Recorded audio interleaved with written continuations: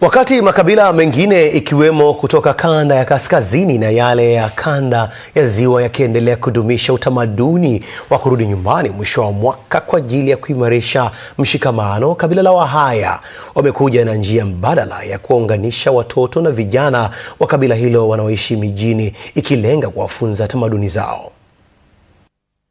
Maisha yanaenda kasi sana. Zamani ilikuwa sisi kila ifikapo Disemba Wahaya wote wanashuka Mgombani. Sasa hivi kwa ajili ya ugumu wa maisha, shughuli ni nyingi, watoto wengi wanasoma nje wa kwetu Wahaya kama mnavyojua.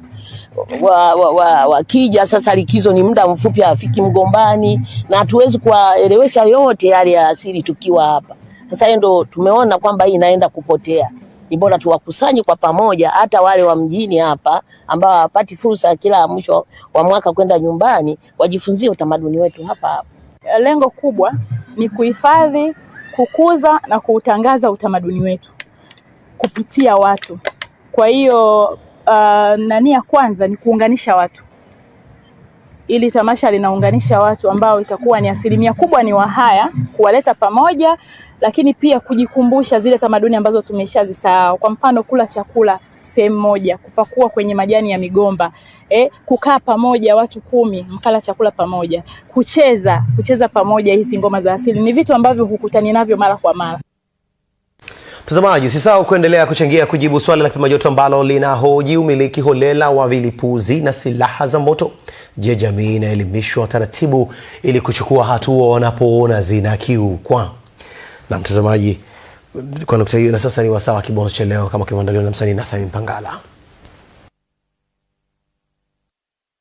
Mtu kwao, mtu kwao, mtu kwao.